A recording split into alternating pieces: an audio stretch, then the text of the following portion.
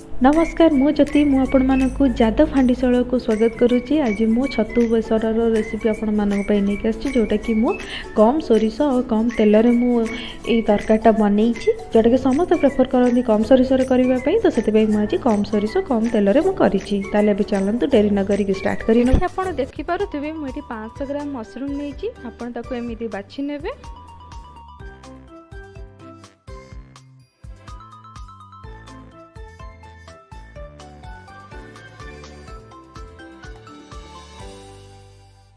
एबे मो मशरूम को धोई नेबी।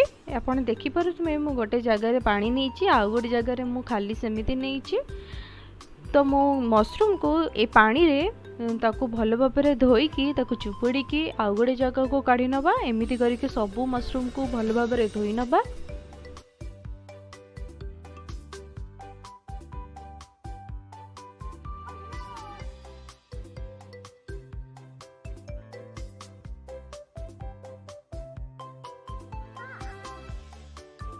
मशरूम को भल भाव धोई सारा पर एबे आमे मशरूम को काटी नबा। देखंतु एही भली आपण मशरूम को काटी नेबे। सबु जाक मशरूम को हल्दी लूण रे गोले नबा। तापरे गोटे जगार 1 टीस्पून सोरिष, गोटे टीस्पून जीरा आउ 2 टेबलस्पून चारू मगज, गोटे सुखिला लंका आउ 6 कोला रसुण को पानी रे बतुरी नबा 15 मिनिट। 15 मिनिट बतुरी सारा परे से गोटे बड़ टमाटो को ऐड करके ताकू भल भाव बाटी नवा चिकन करके। एठी मु 2टी मीडियम साइज आलू को मु एमिति चोपा छड़े कि छोट छोट करी काटी नहीं। एठी एबे मो गैस रे कढ़ाई बसई नेबी। कढ़ाई रे 2 चम्मच तेल ऐड करी नेबी। मु एठी सोरिष तेल यूज करूची। तेल गरम हवा जाएंगे आमे वेट करिबा।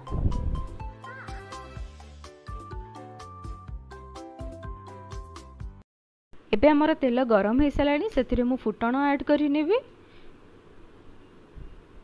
फुटण फुटी सारा परे मु गोटे मीडियम साइज पियाज को मु काटिकी रखी दिली ताकू भी मध्य ऐड करी नेबी।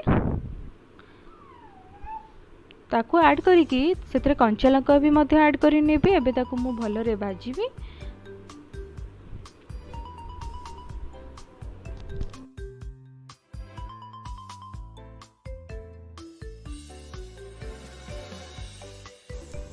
पियाज को मु गोल्डन ब्राउन हवा जाएंगी भाजीबी। आपण ए देखिपे पियाज टिके टिके गोल्डन ब्राउन हो आसी। पियाज भल रे गोल्डन ब्राउन हो आसला परे मु सेतरे मशरूम को ऐड करी नेबी। मशरूम को मु हळदी लूण रे गोलेकी रखी सेटा को ऐड करी देबी। मशरूम को पियाज संगे रे ताको भल रे भाजीबी। आपण एटी देखिपे मु एटी कम तेल यूज करिची। 2 चम्मच तेल ही मुझे यूज करिची। सो एटा बहुत ही हेल्दी। बेसी तेल नहीं कि बेसी भी मसला भी नहीं। आ मसला भी मो बहुत ही यूनिक वे रे आ बहुत ही हेल्दी वे रे यूज करिची। तो आपण समस्ते खाई परिबे ए डिश को।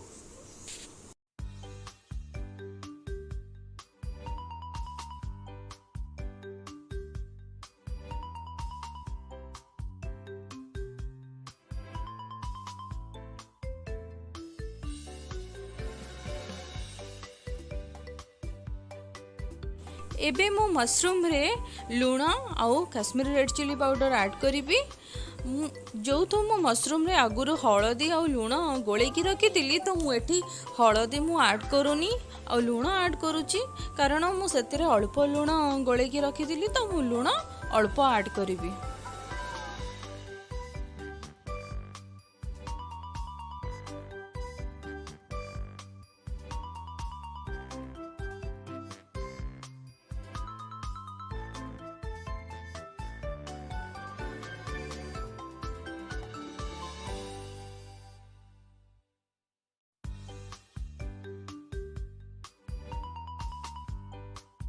एबे मो कटा हेतिबा आलू को ऐड करी नेबी।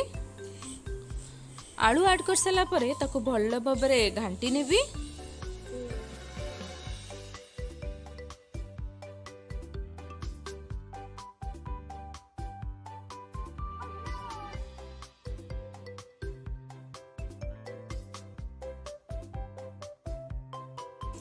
मशरूम संगे आलू को भी मध्य मु तेल रे भाजीबी।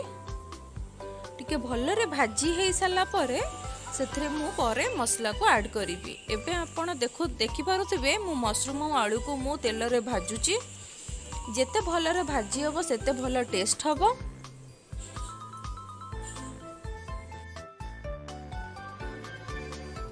मसला ऐड करिया पूर्वरु मु ताकू मीडियम फ्लेम रे ताकू घोड़े की आलू और मशरूम को सिझेई नेबी। 5 मिनिट पर मु कवर काढ़ी की मशरूम आउ आलू को चेक करी नेबी सिझी ना नहीं। मशरूम और आलू 70% सिझी जाइथिबा दरकार। आउ 30% मसला ऐड कर साला परे सिझिबो। आलू और मशरूम 70% सिझी जाइछि। एबे हम सेतिरे मसला को ऐड करी नबा और सेतिरे मु किछि पानी भी मध्य ऐड करिवि। पानी ऐड करिकि ताको भले भाबरे घंटी नेबी।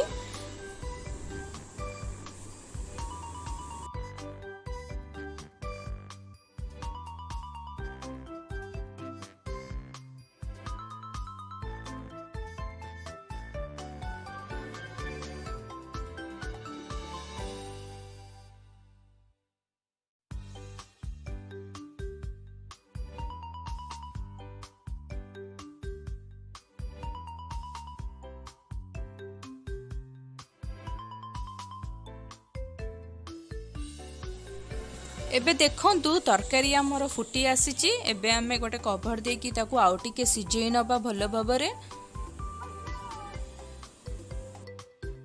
10 मिनिट परे कवर को काढ़ी की तरकारी को चेक करी नबा।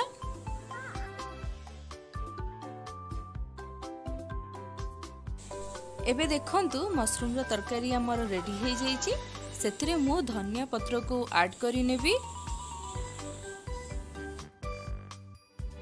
आपण ये देखि पारुथिबे मु मशरूम तरकारी को केते कम तेल यूज करिछि। मात्र 2 चम्मच तेल रे मु ए तरकारी बनैछि। आपण ए प्रोसेस रे निहाती घरे ट्राई करिवे। आ केमिति लागिला मते कमेंट बॉक्स रे निश्चिंत जणाइबे।